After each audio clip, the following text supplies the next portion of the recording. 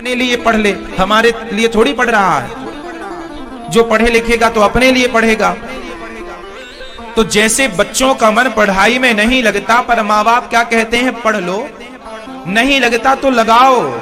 उसी तरह जैसे बच्चों का आज मन भले पढ़ाई में नहीं लगता, पर नया लगने पर भी वो पढ़ते हैं तो वो कामयाब हो जाते हैं। और जब कामयाब होते हैं तब उन्हें पता चलता है कि हाँ, हमने मन लगाया, पढ़ाई की तो सफल हो गए। मन ना लगाते, ना पढ़ते लिखते तो आज ये कामयाबी ना मिलती। तो वैसे ही जैसे बच्चे मन ना लगने पर भी लगाते हैं, और लगाना मजबूरी है, दूसरा ऑप्शन भी नहीं है। यदि नहीं लगाएंगे पढ़ने लिखने में मन, तो मजदूरी करना पड़ेगा। करो मजदूरी। इसलिए भगवान में मन ना लगे तो भी लगाओ। नहीं लगता ये कोई प्रश्न नहीं है, लगाओ, क्योंकि नहीं लगता और नहीं लगाया तो नुकसान आपका है। बच्चे पढ़ेंगे नहीं तो नुकसान बच्चों का है। मन भगवान में आप नहीं लगाओगे तो नुकसान आपका है। किसका नुकसान है? इसलिए मन थोड़ा सा चंचल है, उसे साधो, कंट्रोल करो। मन को कंट्रोल करो और मन भगवान के चरणों में लगाओ।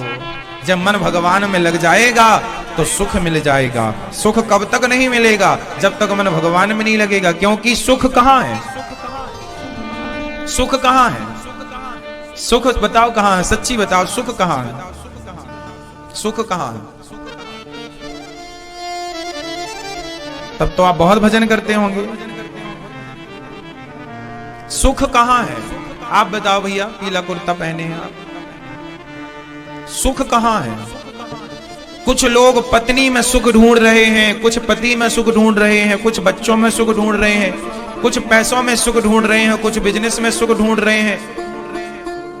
सबका अपना अपना नजरिया। कोई पहाड़ों में सुख ढूंढ रहे हैं, कोई समुद्र नदियों में सुख ढूंढ रहे हैं, कोई जंगल में, पार्कों में सुख ढूंढ रहे हैं, लेकिन सुख कहीं नहीं है। ढूंढ तो रहे हैं आप लोग, कहां मिला? किस दुकान में सुख मिलता है? यदि मिलता होता तो आप रोज जाते लेने, भैया जरा 1 किलो सुख तौल देना, 1 किलो जरा दो हमें। यदि सुख मिलता तो आपके यहां बोरों में भरा होता, कुंटलों से सुख। पर सुख कहीं मिलता कहां है? किस बाजार में सुख मिलता है? किस पहाड़ में सुख मिलता? आप लोग घूमने जाते हैं ना, कोई कहीं घूमने गया, कोई कहीं घूमने गया, कोई पहाड़ों को देखने जाता है, कोई बर्फ की चादर देखने जाता है, कोई झरने और झील देखने जाता है, देखने जाते हैं, सुख पाने जाते हैं। सुख कहां मिला? कहां है सुख? शादी नहीं हुई तब लग रहा था शादी हो जाएगी, बड़ा सुख मिलेगा, हो गई शादी तो कितना सुख पा गए। बच्चे नहीं हो रहे थे तब लगा बच्चे हो जाएंगे तो बड़ा सुख मिलेगा, हो गए बच्चे, कितना सुख पा लिया। बच्चे हो गए, फिर लगा बहू आ जाएगी तब सुख मिलेगा, बहू आ गई, कितना सुख पा लिया। बहू आ जाएगी, पहला पोता हो जाएगा तब बड़ा सुख मिलेगा, पोता आएगा गोद में खेलेगा, आ गया पोता, कितना सुख मिला।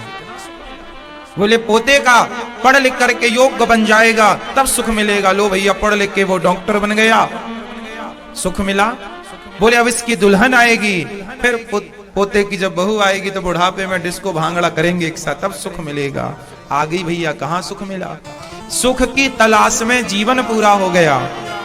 जब आप सुख की खोज करने निकले थे ना, तब आपके बाल काले थे, और सुख ढूंढते ढूंढते इतना समय बीत गया कि आपके बाल सफेद हो गए, लेकिन आपको बाल तो बदल गए, आपको सुख नहीं मिला। आज भी आपको बुढ़ापे में तलाश किसकी है?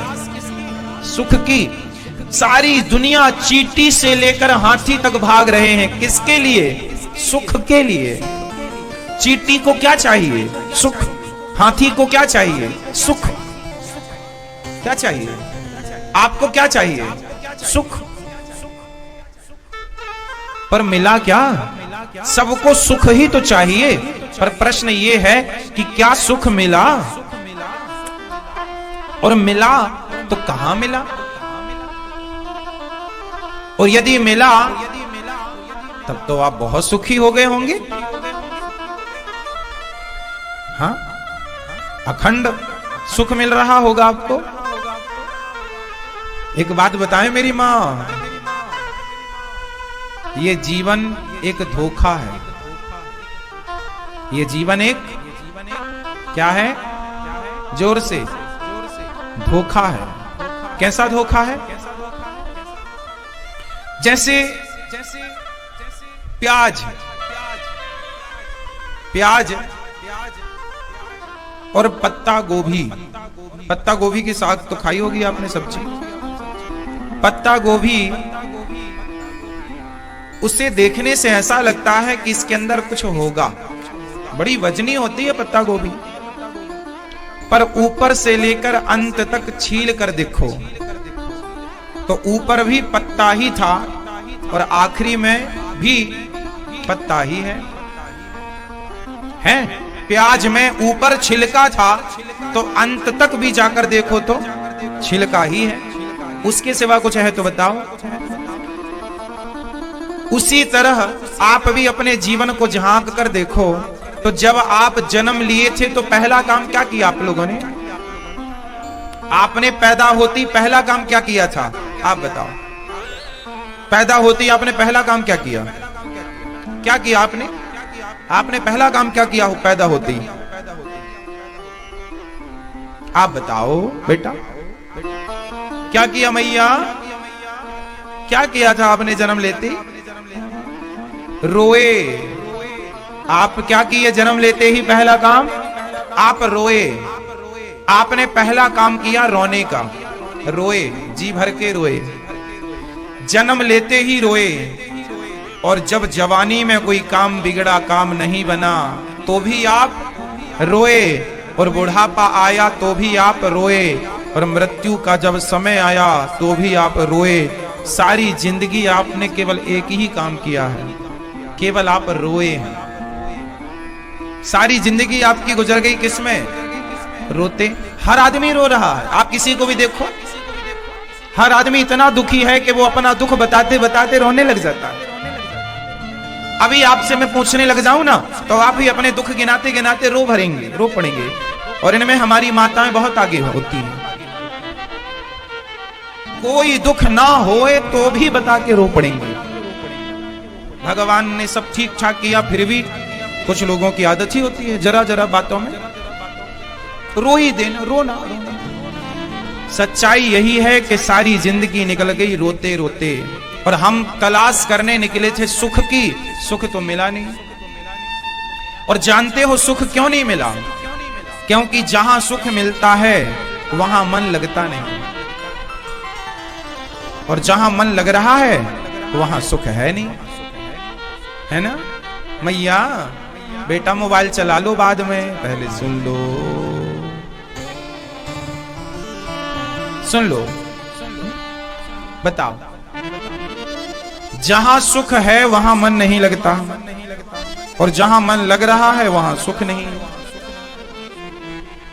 तो आज से आप लोग नियम बनाओ कि थोड़ी देर के लिए ही सही, पर अपने मन को हम भगवान में लगाएंगे। मन नहीं लगता ये कोई प्रश्न नहीं है, नहीं लगता तो लगाओ, आपका मन। आज से आप नियम बनाओ, यदि सुख चाहते हो तो मिलता है सच्चा सुख केवल भगवान तुम्हारे चरणों में, भगवान में ही सुख है। इसलिए मन थोड़े ही देर के लिए ही सही जगन्नाथ जी में मन लगाओ तो सुख मिलेगा, वरना संसार में आप मन लगाए रखो, आपको मजा में आएगा सांसारिक थोड़ी देर का, लेकिन जितना वो मजा है उससे बड़ी सजा है। इसलिए चक्कर में ना पड़ो। ये संसार जैसा दिख रहा है वैसा है नहीं, संसार जैसा दिखता है वैसा आप लोगों ने चमक में चले जाते हैं। अरे बहुत सुंदर है, बहुत सुंदर है ना।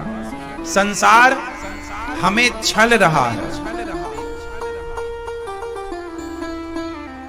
कैसे? जैसे कुत्ता अपने मुंह में हड्डी दबाए, तो कुत्ता जब अपने मुंह में हड्डी दबाता है ना तो वो हड्डी को काटता है। आपने कभी कुत्ते को हड्डी चबाते देखा होगा?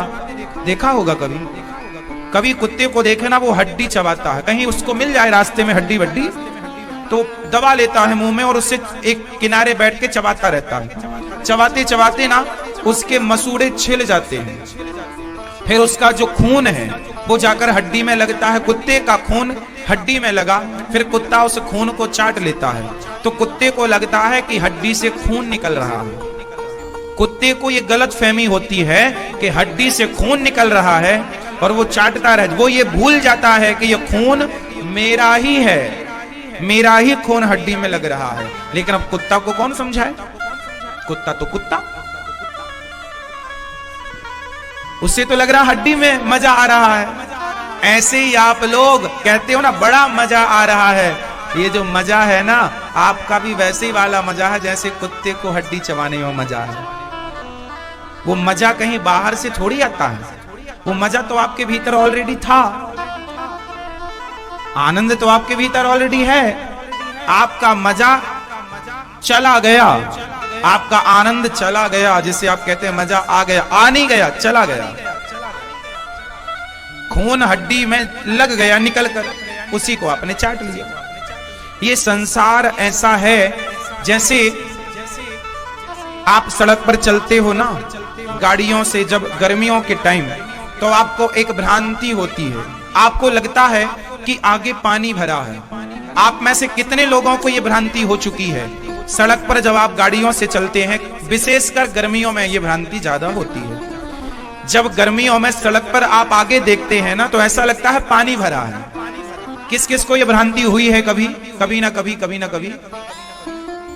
जिसको हुई वो हाथ उठा के मुझे बताए। मैया आपको नहीं हुई? आप बस में पीछे बैठती हो ना, कभी आगे बैठना।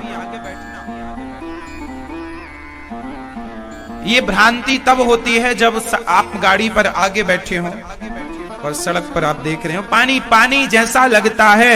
विशेषकर ये भ्रांति रेगिस्तान में ज्यादा होती है, जहां रेतीला क्षेत्र होता है।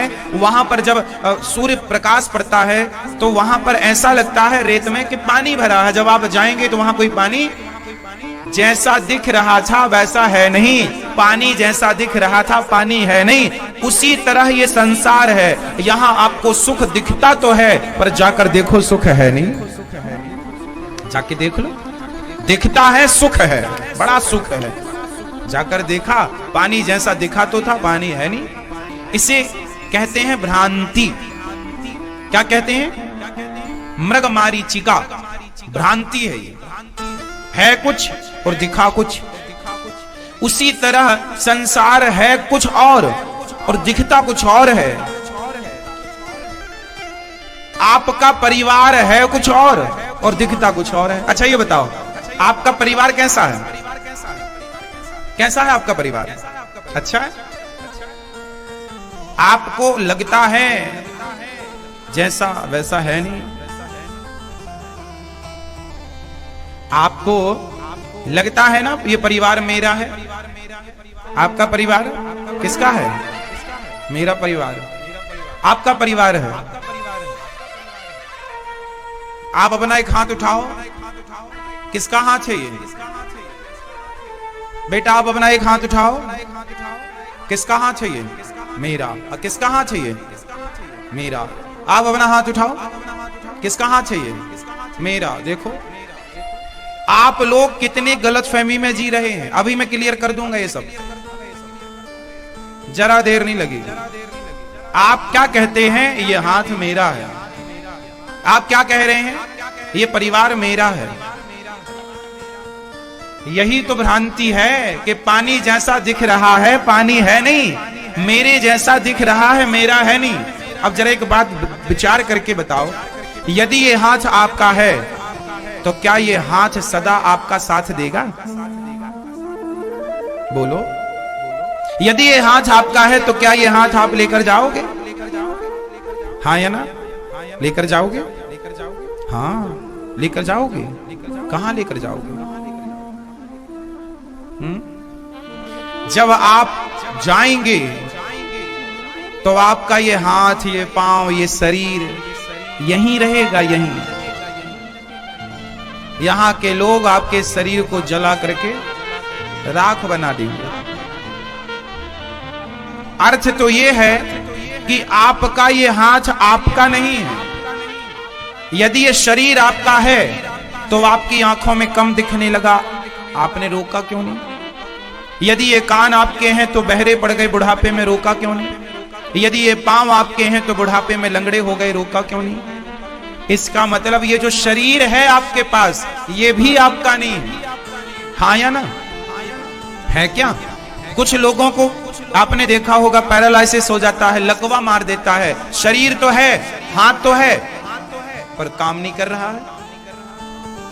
इसका मतलब ये शरीर आपके पास है, लेकिन आप ये नहीं कह सकते कि ये मेरा है। हाँ या ना? हाँ या ना? सही है? पांव होते हुए भी कई बार पांव काम नहीं करता। बोलो हाँ। और एक छोटा सा एग्जांपल मैं आपको दूं, बड़ा वाला। कई बार आप अभी देखो, आप बैठे हैं ना, थोड़ी देर बाद आप एक जगह एक आसन पर बैठे रहेंगे ना, तो थोड़ी देर बाद ना झुनझुनी सी चढ़ जाती है। और मतलब कुछ सेकंडों के लिए शरीर ऐसा हो जाता है कि आपका पांव काम नहीं करता। झुनझुनी सी नहीं चढ़ जाती बैठे बैठे? कुछ सेकंडों के लिए आपका पांव काम नहीं करता, खड़े नहीं हो पाते आप। जरा देर आपको लगती है, वो खून बैठे बैठे ना एक जगह, रक्त ब्लड जो है एक जगह रुक जाता है, आगे पहुंचता नहीं है, इसलिए वही स्थितियां पैदा होती हैं। तो कुल मिला के ये हमें समझ लेना चाहिए कि हम किसे कहें कि ये मेरा है। ये शरीर भी अपना। मैया, ये आंख आपकी है क्या? नहीं। किसकी लगाई हो आप? फिर पड़ोसन की तो लगा के नहीं आ गई। तो बताओ ये आंख किसकी है? किसकी है ये आंख? जो आपकी है ये आंख, ये इस तरफ वाली आंख किसकी है? आपकी है? हाँ? व्यवहार में तो यही कहा जाएगा कि मेरी आंख है। व्यवहार में तो यही कहा जाएगा कि मेरा हाथ है। व्यवहार में तो यही कहा जाएगा मेरा पांव है। लेकिन आध्यात्म की दृष्टि से जब यथार्थ सत्य की तरफ चलेंगे, तब पता लगेगा कि ना ये आंख मेरी है, ना ये पांव मेरा है, ना ये सिर मेरा है, ना ये शरीर मेरा है। हाँ या ना? मेरा क्या है? फिर बताओ मेरा क्या है? जोर से। मेरा क्या है? मेरा क्या है? मेरा क्या है?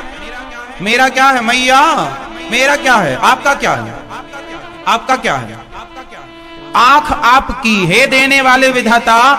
जिस परमात्मा ने, जिस विधाता ने मुझे आंख दी, ये आंख तेरी है, ये शरीर तेरा है, ये परिवार तूने दिया मेरे श्याम सुंदर, ये परिवार तेरा, ये जगत तेरा, सब कुछ तेरा प्रभु। केवल तू है जो मेरा है। मीरा ने क्या कहा? गोविंद मेरो है, गोपाल मेरो है। ये मेरे हैं, बाकी ये सब कुछ इनका है। बाकी ये सब कुछ इनका है। और हम लोग सारी जिंदगी इस अज्ञान में जीते हैं कि ये मेरा, ये मेरा, ये मेरा। देखो, व्यवहार में तो कहो कि ये मेरा है, पर रियल में ना कहो। भीतर से, बाहर से कहो कि ये सब ठीक है, ये घर हमारा है, महाराज ये घर हमारा। ये व्यवहार में कह रहे हो कि घर हमारा, रियल में वो घर आपका नहीं है। अब आप लोग दो प्रकार का व्यवहार करो। एक तो ये करो कि भाई व्यवहार में कहना पड़ेगा कि ये मेरा, लेकिन अंदर से ये याद रखो कि ये कुछ भी मेरा नहीं। और अभी तक आप कैसे रहे? ये नहीं, ये सब मेरा है। अब आप लोग ना दो सिस्टम बनाओ। जैसे आप लोग ना, घर की साड़ी अलग होती है और बाहर के लिए साड़ी अलग होती है। घर का पहनावा अलग। जैसे आप लोग वृंदावन आए हैं तो रेगुलर वाली साड़ी थोड़ी लेके आए होंगे। बढ़िया, यहां तो रेगुलर के लिए भी लिवाए होंगे कि ये वाली ले आओ पसंद की। ये घर वाली थोड़ी पहन के चलेंगे वृंदावन। 7 दिन की कथा है तो 7 साड़ियां तो हों अलग अलग। वो रिपीट थोड़ी करेंगे कि जो कल पहन के आई वही आज पहन ली। रिपीट थोड़ी करेंगे। जैसे आपने 7 दिन की 7 साड़ियां अलग रखी हैं, 7 दिन के 7 सेट गले के अलग रखे हैं, 7 दिन के आपने पैंट शर्ट अलग रखे हैं, 7 दिन की व्यवस्था आपने अलग की है। उसी तरह आप अब से दो व्यवस्था करके चलो। एक व्यवस्था व्यवहार की ये कि ये सब व्यवहार में ठीक है भैया, ये घर है, लेकिन